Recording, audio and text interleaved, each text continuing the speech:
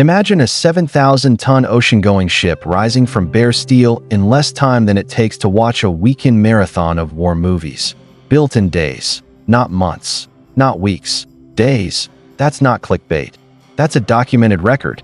And tonight, we're going to follow that ship, the Liberty ship SS Robert E. Peary, from a stopwatch on a California pier to the moment its very existence began cracking open the certainty of men who had sworn an oath to Hitler. If you think industry is boring, give me a few minutes. By the end of this story, a rivet gun will feel louder than artillery, and a factory clock will sound like the tolling bell of a doomed ideology. Start with a number that shouldn't be real. For days, 15 hours, 29 minutes. That's how fast the Peary went from keel laying to launch at the Kaiser shipyards in Richmond, California.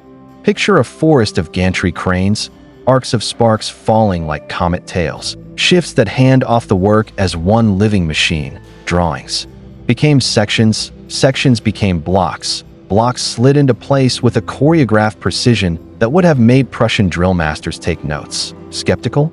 So were a lot of people in 1942, right up until the champagne bottle hit the bow and a brand new ship slid into the water in less than 5 rotations of a planet. But that's just one ship, someone might say. True, and also not the point. The point is what it proved. A nation that could compress a shipyard into a stopwatch could also scale. By the height of wartime production, Liberty ships were launching at a pace that made a calendar blush, and the men who would soon ride past Norfolk's wharves as prisoners, many of them seasoned veterans from North Africa, were about to see with their own eyes that this wasn't a stunt. It was a system. Let me take you to where the shock begins. Long before Texas lights and Pullman cars, the Axis line in Tunisia collapses in May 1943. Columns of exhausted German and Italian soldiers, veterans of the desert, are herded into holding areas near the Algerian coast. They expect chaos, vindictiveness, maybe worse. Instead, they get clipboards, photographs, medical checks, inoculations. Geneva Convention rights explained to them in fluent German by American officers trained specifically for that task. Bureaucracy? Sure, but efficient, even courteous bureaucracy, delivered at scale. And if you've spent years inside a state that insists only it knows how to organize a modern army and a modern society, that first crack of doubt sounds like a rivet snapping under stress. Then comes the ocean. The transport ships these POWs board were never supposed to return empty from convoy duty. Steel hates sleeping, so they carry human cargo west. Tens of thousands of prisoners every month by the summer of 1943, on deck. Guards small talk about production like sports fans reciting batting averages. 2,710 Liberty ships planned. Multiple yards. Modular sections arriving like clockwork from dozens of states. Engines cast here. Cylinders machined there. Assemblies married somewhere else and rolled onto slipways that didn't even exist before 1941. To men who have been told the United States is decadent and disorganized, this is like stepping into a warehouse where the shelves restock. Themselves, below decks, another shock. The food, coffee that is actually coffee, bread that is actually white. Meat served as if scarcity were a fairy tale. These aren't special rations put on to impress enemies. They're standard. The wastebasket becomes a classroom. Steak-ins tossed away because the next meal will also be hot, fresh, and plentiful. You can argue with statistics. You can't argue with a can knocked off the table because there are hundreds more in the crate behind it, around 2 weeks later. Gray shoreline becomes cranes and piers. The Norfolk Naval Base sprawls across the water like a factory city with its own tide. A single day here moves more tonnage than some entire ports in Europe manage in a week. Dock workers park personal cars by the hundreds, a detail small enough to be invisible. Unless you've been told your enemy's workers can't afford such things. The cranes move without drama, swinging huge loads as if they're balancing teacups. Smoke is thin because the power is electric. Again, the lesson is not a single dramatic image. It's repetition. Everything works. All the time. Everywhere you look. And then the prisoners line up to move inland, bracing for boxcars because that's how men like this are transported in Europe. The infamous 40 and 8. 40 men or 8 horses. Instead, a different world arrives on steel wheels, padded Pullman seats, cars that turn into sleeping berths, dining service with tablecloths, observation cars with windows. that make a foreign country feel like a panorama. Somewhere inside all those nervous heads, a question wakes up. If this is how they treat enemies in transit, what do they do for their own? Night falls on Virginia, then North Carolina. A blackout is expected. It never comes. Town after town throws light into the sky. Neon signs, shop windows, street lamps, the steady glow of factories running through the night. For 3 years, German cities have lived under the fear of bombers, civil defense, drills, shades pulled at dusk. Rural areas back home never finished the job of electrification. Here, even small towns hum at midnight. You can scoff at newspapers. You can't scoff at electricity that keeps shining out of farmhouses after curfew would have sealed them in darkness across the Atlantic. At a rail yard stop, men jump down to stretch their legs. What would take hours back home takes minutes here. Coal scoops swing automatically. Water lines couple with clean efficiency. Mechanics lubricate axles with powered equipment that makes hand tools look like toys. The workers' boots are heavy leather. Their hands are calloused. They smoke, joke, clock in, clock out. And yet they carry themselves with the casual assumption that the system will back them up, that the supply room has parts, that the foreman has the schedule, that lights will be on tomorrow and the day after that. It's not arrogance. It's familiarity with abundance. By sunrise, the train rolls through country that looks like a postcard until your eye catches the scale. Fields that go on until they meet their own horizon. Grain elevators clustered along the rails like silos in formation. Factories whose footprints are measured in square miles, not meters. Somewhere outside Detroit, a name comes up. Willow Run, a factory built almost overnight that is now assembling B-24 Liberators like clockwork. One bomber roughly every 63 minutes at peak, drawn from 1.5 million parts supplied by more than 1,000 subcontractors and carried on conveyors past workers who have been trained and retrained so that no station becomes the bottleneck. If you're a pilot who has been told enemy aircraft are shoddy and rushed, seeing the mile-wide confidence of that plant reshapes the word rushed. This is rhythm, not haste. The train crosses the Mississippi on a bridge that was an engineering miracle when it opened and is now just one more artery in a body built for motion. Barges drift beneath. Low in the water, stacked with grain. It's not a parade. It's a pulse. In Kansas City, stockyards sprawl like a living maze. Workers eat meat sandwiches for lunch without leaning on ration stamps. And an American guard buys hamburgers for the prisoners as if he's handing out apples. You can call it propaganda, or you can take a bite and taste that it isn't. Finally, Texas. The camp outside Hearn appears out of the heat. Rows of wooden barracks, medical buildings, mess halls, workshops, guard towers. The fences are real, so are the rules. But inside those lines are lights, showers, steam heat. A hospital with equipment some German towns haven't seen since before the war. Kitchens that cook for thousands with machines that chop, mix, and clean while the next shift already has tomorrow's menu planned. Educational bulletins pinned to boards. A camp paper written by prisoners themselves.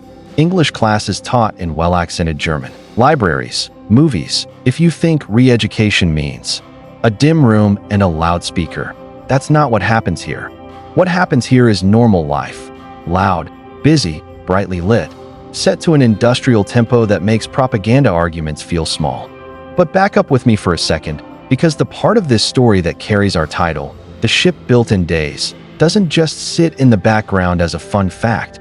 It becomes a rumor that circulates like a dare. Somewhere between Norfolk and the interior, a guard mentions it with a grin. We launched one of those ships in under 5 days. A few POWs shake their heads. Impossible. Somebody misheard. Someone else has a cousin from California who swears it was time to the minute that reporters were there, that the whole yard watched the clock like it was New Year's Eve, and then the hull slid into blue water before the second hand completed its next revolution. Think about what that rumor does to a mind trained to believe that complexity must move slowly. A modern ship is not a toy. It's a system. Hull plating and frames, boilers and engines, piping and electrics, navigation gear and living quarters. Cargo holds that must be strong and watertight and certified, if the enemy can. Coordinate thousands of workers, dozens of suppliers, and as many trades as you can name well enough to do that in days. Then what else can they coordinate? Transport fleets, air forces, an invasion. Weeks pass. The men work. On farms where a single machine does the labor of squads. In canneries where a row of switches manages what used to take entire shift crews. In mills where conveyor belts grip the day and refuse to let go. They are paid small wages, taught language, reminded, relentlessly, that the Geneva Convention is not just a pamphlet. Some still grumble. Some cling to the old lines. Some keep their distance out of pride or habit. But information is a patient river. It erodes stone. By Christmas, churches in nearby towns send carols sung in German. Packages arrive with tobacco and candy. A camp choir practices for a holiday concert. That kindness doesn't erase what has happened in Europe or what is happening to families under bombs and blockades. And it doesn't pretend to. It says something different. That a democracy can hate a regime without needing to hate every man in its uniform. That too is a system. And it, like the shipyards, is practiced every day until it becomes muscle memory. Still, this video is called Built-in Days. The ship that broke Nazi minds. And you deserve the proof, not just the rumor. So bring the camera back to the Pacific coast, to a yard where women in coveralls and men with welding masks share a timetable that looks like a dare to physics. Prefabricated sections arrive on flat cars. Whole pieces of a ship, bulkheads, deckhouses, funnel casings. Wait like puzzle parts on a staging ground. Crews slide them into place with cranes, line them up with chalk marks, seal them with seams bright as sunrise. The stopwatch is running because the point isn't only to launch a ship. The point is to show the country, and any enemy listening, that the schedule itself can be beaten. And here's the twist. This record is not the climax of our story. It's the key that unlocks the door to everything that follows. Because once you accept that a freighter can go from keel to sea between 2 Monday mornings, you have to ask what a nation that can do that will do next. Over the beaches of France, across the skies of Europe, and, yes, in the minds of the very men who first refused to believe it. If you were sitting on that train to Texas, would you have believed the guard? Would you have laughed it off? Or would you have started looking at every clock, every crane, every lighted window a little differently? Tell me what you think, and then keep listening. Because the most staggering proof that this was no stunt is still ahead, and it doesn't come from a statistic on a page. It comes from eyes widened behind barbed wire when rumor becomes reality. They called it a rumor first, then a tall tale. Then, when the details refused to change, a fact too uncomfortable to dismiss. A cargo ship, an ocean-capable freighter, launched in a handful of days. Not a prototype, not a publicity model, a working vessel that would steam out in convoy and do the quiet, relentless work of winning a war. The name spread like a dare. Robert E. Peary, Kaiser Richmond. For days, 15 hours, 29 minutes. If that clock could be true, then other clocks might be telling the truth too. Let's walk the yard where the stopwatch became a strategy. Imagine you're standing on concrete still smelling of fresh pour, looking across lanes striped for trucks that never sleep. Flat cars roll in with entire rooms of a ship. Already built, prefabricated sections stacked like dominoes the size of garages. Frames welded to plates. Bulkheads with their doors cut and stiffeners welded. Deckhouses squared and ready to drop.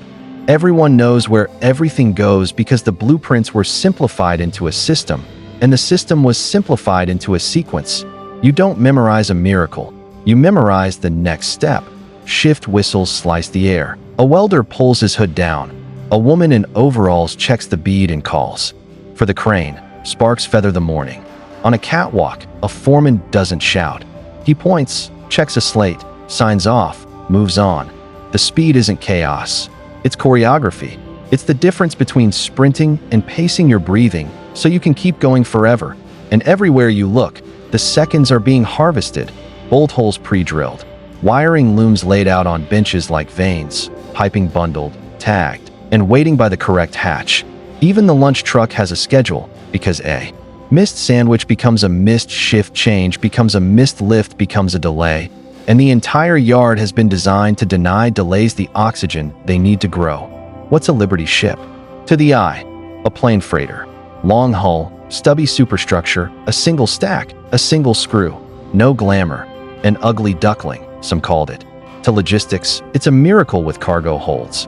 Roughly 10,000 tons of usable space for the war's most important material. Food, Fuel, ammo, vehicles, cloth, wire, pipe, crates full of 1,000 unromantic things without which no tank starts, no plane lifts, no soldier eats. It steams at a steady clip, a metronome in convoy, because reliability is.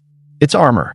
The design was standardized into a code that fit on an order form, and because it was welded, not riveted, the yard could teach a generation to build them fast, not perfectly, not without mistakes and fixes and lessons learned, but fast enough that the ocean itself couldn't eat them as quickly as America could feed them. Now, put this through the eyes of men who've been told the enemy is soft, decadent, disorganized. In the summer of 1943, on the far side of the Atlantic, the talk of a ship built in days becomes a story that keeps turning up where they don't expect it.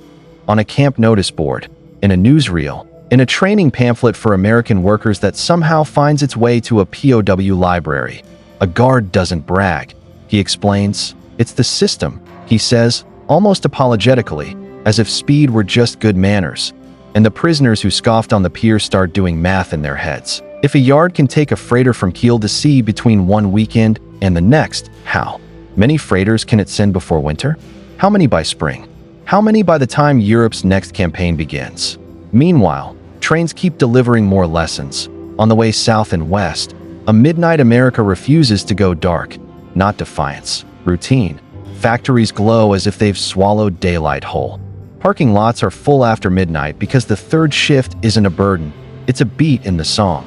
A single rail yard refuels, recalcitrant only to boredom, ticking through tasks so smoothly that 15 minutes feels like a delay. The workers wear out. Cigarettes, not tools. If a wrench breaks, there's a new one on a hook within the hour. That isn't bravado. That's inventory control. The camp at Herne feels like a contradiction. Barbed wire and barracks paired with floodlights that click on reliably every evening and hot water that actually runs. Clinics with X-ray plates stacked in racks, not locked in cabinets waiting weeks for approval. Kitchens where menus are plans, not wishes. In a corner of a rec hall, a chalkboard diagram of a liberty. Ship cross-section becomes a lesson for English class, because the teacher used to be a draftsman, and the prisoners argue over vocabulary they didn't expect to need. Bulkhead, keelson, longitudinal, stringer. The word that sticks isn't technical, it's tempo. Everything here moves to tempo. Out-of-day labor sites. The story keeps repeating in other forms. A cotton gin shows how one machine pays back the time of 100 people. A combine drifts down a field like a ship at sea, swallowing an acre in the time it takes to argue whether that's even possible. A cannery turns tomatoes into sealed rations with a line that looks like magic until someone points out that every part of it is just a simple step. Clean, cut, scald, fill, seal, made fast by making it flow. A steel mill feeds its furnaces with trains that arrive on time because somewhere a dispatcher's board is color-coded to punish uncertainty. The lesson isn't luxury, it's continuity, and all the while, the ship keeps knocking on the door of their disbelief. At mail call, someone gets a clipping, a photograph of a hull sliding down a greased way, crowds in hats craning toward the water, a white arc where the champagne broke. There's a number in the caption that matches the rumor. Days, not weeks, hours down to the minute. Another man hears it on a radio in a farmhouse where they've been sent to bring in harvest. Fastest launch on record. A third sees it in a pamphlet stamped with an eagle and an office they've never heard of. The one that manages the entire system of handling prisoners. Organized, precise, and very proud that rules are followed. Skepticism doesn't die in a speech. It wears out under evidence. One man says, it was a one-off. Another answers, then why are there lines of identical hulls on both coasts? The first says, welding makes weak ships. The second points at convoys that keep arriving anyway, and talk of crack arresters and fixes and better steals and more inspectors trickles through like weather reports. Someone who once worked at a small yard back home runs his fingers along a weld bead in the camp workshop, nods once, says nothing for a long minute. Back at the coast, the stopwatch isn't hung in a trophy case. It's copied. Shift captains pin their own paper clocks above station. Boards, beat yesterday, not as propaganda. Crew leaders actually use it to tune the sequence and spot a bottleneck. If it takes 36 minutes to land a section and today it took 41, they don't scold. They ask what went wrong, because questions fixed time leaks faster than blame. In this scheme, pride hides in the numbers. Days shaved, joints perfect on first pass, a crane's utilization creeping toward a new high. Workers get used to being measured because the measurements are used to. Make their work easier, not harder. That philosophy is more disorienting to an enemy than any poster. Do you see how the rumor becomes a lens? Through it, everything sharpens. The Norfolk Wharf looks different when you believe a ship can be launched inside a workweek. The rail schedule sounds different. The clatter of a canning line is suddenly the heartbeat of a country. Even kindness reads differently. When a church choir sings carols in German at Christmas time, the gesture doesn't excuse anything, but it proves that this society can be both ferociously productive and meticulously humane. A system that chooses to be decent when it doesn't have to be is a system that trusts its own strength. Now, fold in the thing that changes wars: replication. A single record-setting launch is impressive. A yard that turns that record into routine becomes terrifying. In the quiet, logistical way that wins continents. Standardized parts arriving by rail, contracts spread across states so that no single bomb can halt everything. Training schools attached to the plant so new hands become skilled without leaving the yard, if you're counting. From behind the wire, what matters isn't the ceremony on one afternoon. It's the calendar filled with launch dates circled in pencil weeks in advance, and the way those circles don't get erased. In a camp classroom one evening, the instructor draws a straight line across the board and marks off days. Here's a keel, he says. Here's the hull closed.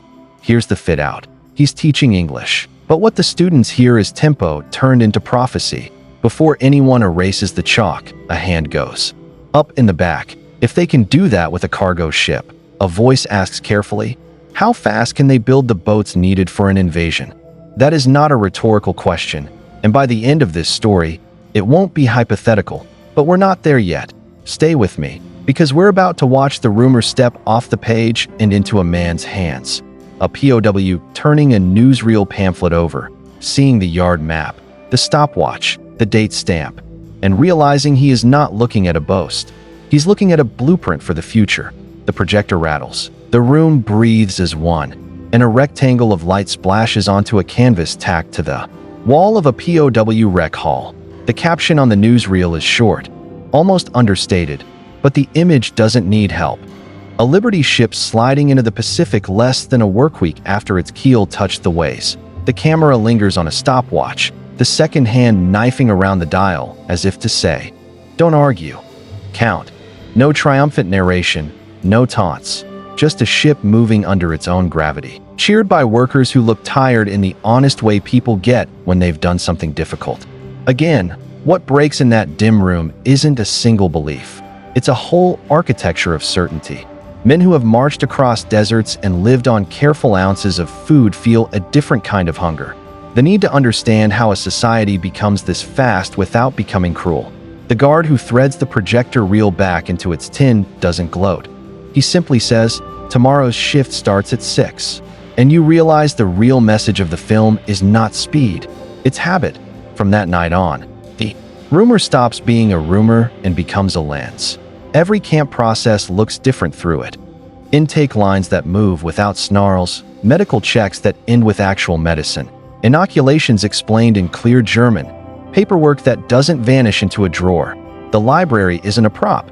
Books show up when they're requested. English classes start on time because the instructor's watch and the bell at the mess hall keep the same beat. Even the rules, posted, precise, enforced, feel less like a threat and more like the steel frame that lets a building stay upright. Outside the fence, the lessons multiply. At a cannery, the line bosses talk in verbs. Wash, scald, fill, seal. The nouns blur because there are so many. Bins, belts, boilers. But the verbs create flow. At a steel mill, ore and coal become heat and light, and then billets. And the trains that feed the furnaces do so like clock hands clicking to the next minute.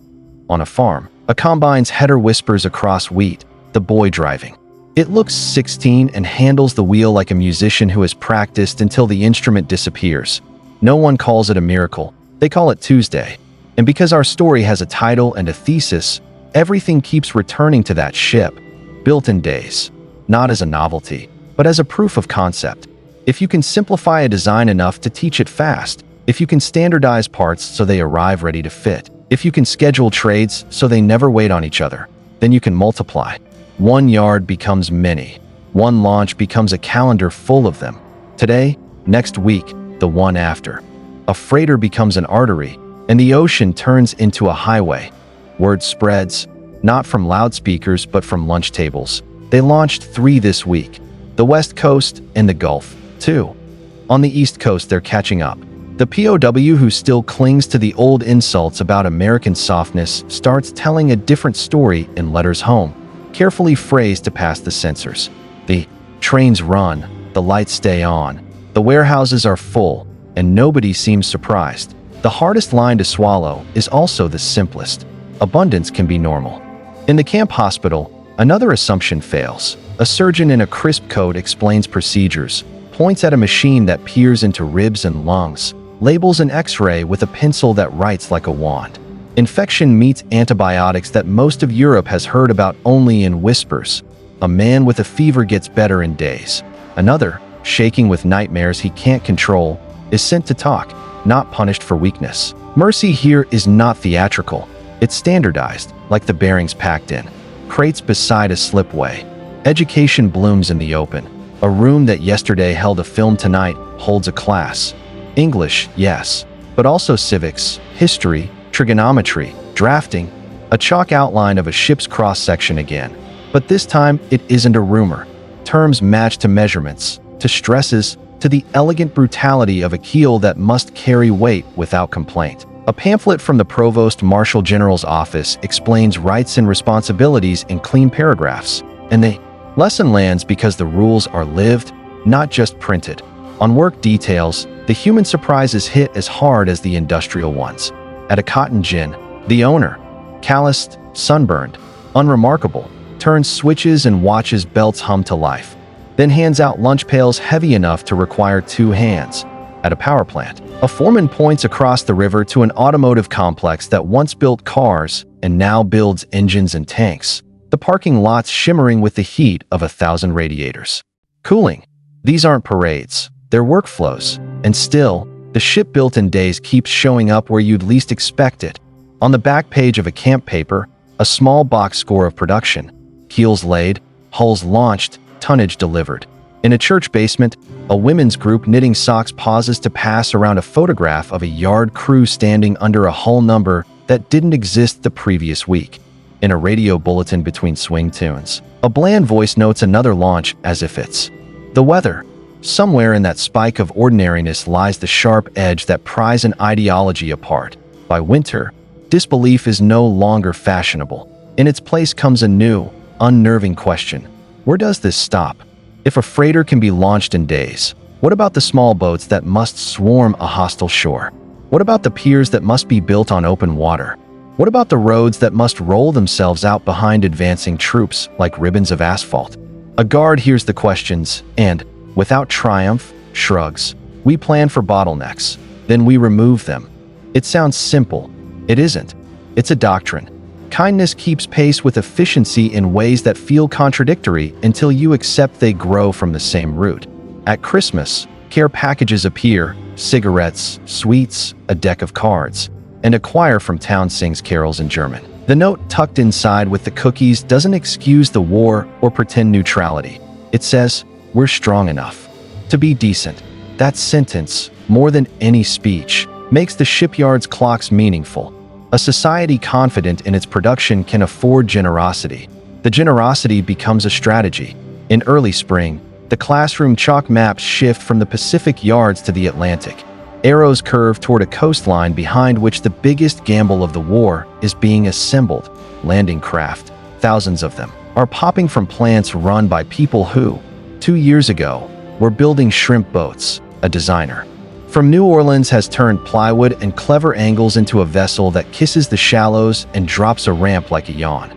The rumor about the record Liberty ship has met its match in a different kind of speed. Boats in numbers that make the phrase, too many, sound small. And here is the hinge. The men who laughed at the stopwatch now watch a calendar. Every circle on it is a launch. Every launch is a promise. The ocean does not negotiate. Either the ships will be there on the day they're needed, or the plan fails. Factories don't chant slogans. They finish shifts. Slogans don't carry rations. Freighters do. The ship built in days showed the tempo. The invasion will reveal the composition. One evening, under Texas stars that glare like searchlights, a guard sits with a prisoner on the quiet side of the fence. They don't trade secrets. They trade hypotheses. Suppose you could build a harbor where no harbor exists, the guard muses. And suppose you could tow it across an ocean in pieces. Then snap it together like a child's set. The POW snorts. Then he stops. He has heard too many rumors that turned out not to be rumors. Hold that thought. Because when the next chapter begins, the stopwatch will meet the tide. And the question, how fast can a free people build, will be answered by the horizon itself. If you've ever doubted that a single launch record could bend a worldview, stay with me. The evidence you can't argue with is about to come ashore. Dawn breaks over a foreign coast. And the ocean is suddenly full of geometry. Boxes, beams, arcs, pieces of harbor that did not exist yesterday, rise and lock together in the tide. Piers grow like time-lapse trees. Breakwaters, towed across the channel in sections, settle into place and turn waves into manageable ripples. Floating roadways unfurl. It's as if someone has decided that even the sea must respect a schedule. The men behind the wire who once scoffed at the stopwatch now feel its tick in their ribs. This is what built in days looks like when it comes ashore. Landing craft arrive as if pulled by a magnet. Squat, practical hulls kiss the sand, open their mouths, and disgorge trucks, guns, crates, and men who are only brave because someone else made sure the logistics worked. Offshore, freighters hold station while smaller craft swarm them like tugboats around a whale. And cargo slings travel in perfect arcs because practice has removed the surprise from every motion. The rumor about the record Liberty ship doesn't need to be repeated here. It's speaking without words. Modular, timed, multiplied. Again, back in Texas, news reaches the camps in a rush of radio voices and smudged photographs. A map unfurls on a corkboard and grows new pins by the hour. Prisoners gather around a paper, shared so many times the creases are white, tracing arrows that only make sense if you accept that there were enough hulls to make the arrows real. A few of the stubborn ones throw out last-ditch explanations. Luck, weather, some unrepeatable trick. But then comes the detail that kills the excuses. Supplies are landing every day, in volumes that would choke a city, pushed across makeshift harbors that stand up to storms because their designers assumed the storms would come. That's the quiet genius that the stopwatch taught. Don't hope for smooth water, build for chop. Don't pray for a break in the weather. Make your systems robust enough to ignore it. The men who once believed speed meant sloppiness now watch a system that is fast because it has been simplified, and simplified because it must survive reality. Camp life reflects the same lesson in smaller, human shapes. The intake office processes a trainload of new arrivals without losing a file. The mess line feeds thousands and still leaves bread on the table. The clinic treats an infection and the fever falls because the drug cabinet is stocked and the instructions on the bottle are followed. A man whose dreams splinter at night is told, "Let's talk." And the talking helps because in this place, even compassion has a procedure. Decency isn't improvised, it's planned. In a classroom, the chalk squeaks as an instructor draws a hull and breaks it into blocks. Keel, frames, plates, sections, the students. Many of them tradesmen in another life, nod at the rightness of the order. Then he draws another diagram. A harbor built from pieces you can tow. He doesn't name the place. He doesn't have to. He writes 2 words on the board instead. Tempo wins. The room is quiet long after the lesson ends. Work details become field trips into a living textbook. In a New Orleans yard, wooden boats grow like a crop under a sawtooth roof. Their ramps a simple answer to a hard question. How do you make a beach into a door? In a Midwestern mill, coal and iron vanish into blast furnaces and reappear as rails and plate, the conveyors feeding them on a cadence so steady that men set their watches by the rattle. In a cannery, a single elderly woman tends a panel of gauges and valves that stand in for 50 pairs of hands. She wipes her fingers on a towel, adjusts a dial by a hair, and the line tightens its rhythm like a band guided by the nod of a conductor. And still, The ship built in days is the parable everyone returns to when words are hard. A POW who once sneered at American boasting now uses the story as a measuring stick. When a guard says, "3 more this week," the prisoner doesn't argue. He asks, "From which yards?" The conversation has shifted from contempt to comprehension. Disbelief has been traded for data. On a Sunday afternoon, a church group from town arrives with hymn sheets in German. The voices are careful at first, then warm, then confident. The guards stand back. The prisoners sing along to melodies they grew up with, in a place they never expected to hear them, under lights powered by a grid that rarely blinks. When the last chord fades, nobody pretends a song erases the war, but something else becomes obvious. The same society that can assemble a freighter in a handful of days can also organize kindness without fanfare. Mercy, like production, becomes credible when it shows up on time. By late summer, the tremor in the old certainties becomes a crack you can put a hand into. A camp newspaper runs a column that isn't about victory or defeat. It's about systems, how rules work here, how disputes are resolved, how disagreement doesn't automatically end in a cell. The most committed ideologues go quiet, not out of fear, but because the evidence has become an avalanche. You cannot shout down a convoy. You cannot heckle a harbor into vanishing. You cannot sneer a sandwich out of a lunch pail that will be full again tomorrow. Even the smallest details betray the scale. A quartermaster unwraps a crate of boots and lines them by size on a painted floor. There are enough pairs that men stop worrying about whether their toes will press against the leather. A mechanic opens a kit and finds the exact gasket, labeled. A guard flips a handbook open to a page about rights and actually follows it, even when nobody is watching. Trust grows the way ivy does, slowly, invisibly, until one day you notice the wall is green. And then, one evening, the rumor that began with a stopwatch becomes a living, breathing thing in a single memory that refuses to let go. A POW in a work detachment along the Gulf hears a whistle and turns to watch a brand new Liberty ship slide away from a dock. That still smells like paint. No grandstand, no band, just a low horn, a handful of workers waving their caps, and a ship that did not exist a few days ago now making a wake. He doesn't cheer. He doesn't curse. He takes off his hat and sets it against his chest because the human mind, when confronted with something that overturns its furniture, reaches for ceremony. Later, by the light over his bunk, he writes a sentence he never thought his own hand would shape. "I was wrong." He doesn't send it home. He can't. But he folds the page and hides it where only he can find it, because the confession is not for the censors. It's for the future self he hopes will walk out of this fence and start again. What follows is quieter than conversion stories like to be. No flash of insight. No single moment that explains everything. Just a series of small admissions.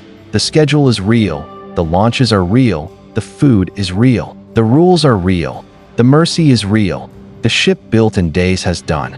It's subtler work. It has changed what possible means. And so when more news arrives from across the ocean, harbors holding, supplies flowing, armies moving inland in straight, confident lines, the men in Texas do not call it a miracle. They call it the last act of a process they now understand. Simplify, standardize, schedule, scale, sustain. A stopwatch proved it could be done once. A nation proved it could be done again and again until the habit itself became the weapon. If this sounds like logistics, that's because it is. But logistics, seen clearly, is a philosophy, a belief that problems yield to preparation, that courage without supply is just a story with a sad ending, that mercy delivered reliably is stronger than fear delivered at random. That's what broke under the weight of a single launch record and everything it implied. The conviction that a free, messy society could not possibly outbuild, outplan, and outlast an empire run on command, which brings us to the question that hovers over every one of these scenes like a header over a blueprint. What does a mind do after it cracks? Not a nation, not an army, a mind. The final answer doesn't live on a dock or a beach. It lives in pages and voices and choices made when the gates finally open. Stay with me for that ending. The ship that was built in days didn't just cross an ocean. It crossed a lifetime, and the landing is the part that matters most. The gates never swing open with trumpets. They clank, They creak. They move because someone oiled the hinge. That's how minds open too. Not with a single speech, but with small routines that refuse to break. After the invasion news, the camp quiet shifts from stubborn to thoughtful. Men who once spoke in slogans now speak in questions. The loudest voices shrink to the edges. The listeners move toward the middle. On a corkboard near the library, a notice invites volunteers to classes: English, bookkeeping, shop math, drafting, agriculture. The sign-up sheets fill faster than anyone guesses. In a bare room with a chalk cloud hanging in the late light, a former teacher diagrams crop rotation beside a sketch of a Liberty ship's hold. He talks about yields and storage, about moisture and timing, about the way a harvest is a schedule as much as a season. Heads nod because the ship built in days taught them the grammar of tempo, and now they hear it in soil. The camp newspaper, once a thin stack of bravado and lament, changes its voice. Articles compare systems rather than trade insults. One column explains how disputes are resolved here: rules posted, hearings held, decisions written down. Another breaks down pay slips from farm work details, deductions, transfers, small savings. A short editorial says the thing that was once unthinkable out loud: abundance is not luck, it is designed. Sunday evenings bring another new ritual. The projector returns, but the films are different. Not hurrahs, not taunts. Stories of factories retooled, farms mechanized, women on cranes, schools attached to plants so that new hires learn in the morning and build in the afternoon. The audience watches for tricks and finds workflows. When the lights come up, the loudest comment is the simplest: they planned. Kindness keeps showing up on time, which is how it becomes convincing. A church group leaves him sheets, then returns with warm bread. A civic club drops off playing cards and writes down the names of families to whom they'll mail small packages in Europe when rules permit. A Boy Scout troop practices its German by asking careful questions and listening to the answers without flinching. The mercy is not sentimental. It is organized. Lists kept, deliveries logged, follow-ups made. The same discipline that launches a ship in days can also schedule compassion. The clinic becomes a rumor factory of a different sort. A man with a smashed finger gets it cleaned, splinted, and checked on a timetable. Another survives a fever because bottles in a cabinet hold medicines that work. A third, sunk in a silence that scares him, is told to talk to someone. Trained to listen. The listening happens on a schedule, and slowly, sleep returns. In a world where fear has been rationed to enforce obedience, the audacity of reliable care is a kind of shock. Work details bring the lessons into sharper relief. In a tomato plant, the line is a sentence written in verbs: wash, scald, peel, pack, seal, stack. The punctuation marks are gauges and levers. The grammar is flow. In a steel mill, iron becomes light as white as noon. Rails emerge because the timetable is non-negotiable. In a boatyard, plywood and angles resolve into small vessels by the dozen, and the smell of fresh paint mixes with sawdust in a way that tells you the day has been well used. Letters home become careful, not just because censors read them, but because the writers no longer want to shout. They want to explain. You would not believe the scale. One begins, then crosses out the flourish and writes instead. The trains run at night. Lights stay on. Factories work 3 shifts. The people seem accustomed to this. They are not amazed. That last line carries more weight than any statistic. A miracle repeated becomes a habit. A habit shared becomes a culture. Then, a harder film, a projection of camps, barbed wire of a different kind, faces that have run out of adjectives, a ledger of horrors that collapses excuses. Some men argue reflexively, the way a body jerks from a hot stove. Others go quiet in a way that is not denial but grief. The room breathes shallow for a long time after the reel snaps and flaps. No one pretends that a fast ship answers this, but the same part of the mind that learned to trust evidence, because a ship slid in days, because a harbor assembled at sea, cannot pretend not to see. The stopwatch that once broke vanity now breaks alibis. In the weeks that follow, the classroom chalkboards fill with blueprints of futures, not just machines. A civics lesson maps branches and checks and elections. A discussion group argues politely about how you rebuild towns where stone has been powdered. Someone proposes that the first thing to restore after water and light, is a habit, the habit of putting rules in writing and living by them. The suggestion lands because here, inside a fence, rules have been enforced and explained, and the explanation mattered. Repatriation becomes a word you can say out loud without superstition. Men practice introductions to trades they once knew. Machinist, carpenter, millwright, driver, clerk. Others sketch new paths. Teacher, engineer, farmer with plans for a combine they watched whisper down an American field. The camp posts lists for vocational courses. The library shelves a thin book on small business accounting. A guard with a decent hand for wood pulls a prisoner aside and shows him how to lay out a staircase stringer so each tread lands level. "You'll use this," he says, not as a prediction, but as a nudge toward a life after barbed wire. The rumor that started it all keeps returning like a refrain, in conversation, in class, in quiet. Is it really true? Some newcomer asks. A dozen voices answer in unison before anyone realizes they've spoken. Built-in days. It no longer sounds like bravado. It sounds like a metric, the first honest ruler they used to measure their old certainties and find them short. Then comes news from across the ocean that folds all these threads into a tapestry. Ports once hostile are now crowded with vessels. Inland roads fill with convoys that never seem to end. Rail yards run like metronomes. The maps on the corkboard grow arrows that don't wiggle anymore. They draw straight lines. Here, in Texas, men watch those lines and see factory timetables behind them, shipyard sequences beneath them, classroom diagrams inside them. The invasion did not ride on luck. It rode on launches. A final work detail supplies the moment that will play in the mind forever. A POW team is sent to a Gulf pier to unload supplies. As they step onto the planks, a ship's horn sounds. Low, patient, new. Another Liberty ship, paint still tacky, eases away from the dock. No ceremony, no speeches, just a hull that did not exist a few days ago now shrinking. Toward the horizon with its holds full of 1,000 ordinary miracles. A guard watches in silence. A prisoner lifts a hand in a small salute he doesn't completely understand until later. The gesture is not to a flag or a foe. It is to the idea that time, organized and honored, can save lives. That night, the diary pages fill with lines that look like engineering notes and read like confessions. Speed without sloppiness is possible. Rules that protect the weak are stronger than rules that protect pride. Abundance requires humility before process. Mercy can be scheduled. Each sentence leans back against the first proof that made it right itself. A ship built in days. As the months turn, the gates do open. No trumpets, only paperwork, a schedule, a train waiting on time.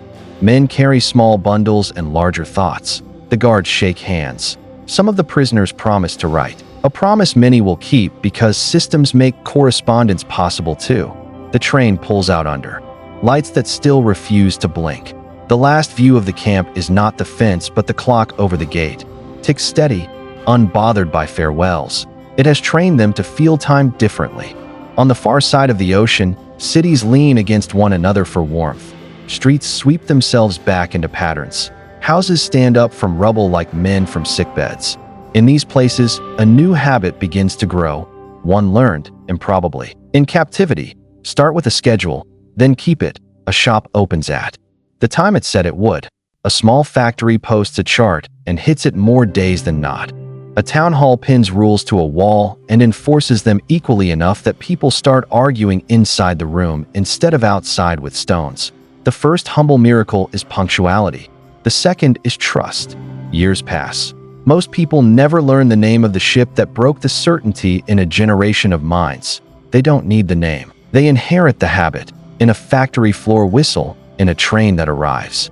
When the platform sign promised, in a ledger that balances because someone checked it at the end of the day, the echo of that stopwatch keeps time. And then, a meeting that feels like a scene from a novel, but is simply what happens when you live long enough. Former enemies gather in a bright hall under a ceiling of simple beams. There is coffee and careful small talk, then laughter that sounds surprised to find itself easy. Men who once rode in Pullman cars past midnight windows now drive rental sedans to a reunion. They bring children who stare at places their fathers once saw through wire. Someone pulls out an old photograph clipped from a paper, the Peary sliding down her ways, and the room leans toward it, as if warming hands over a remembered fire. One of the old men clears his throat and says what everyone knows and few have said in public. A rumor about a fast ship made me angry.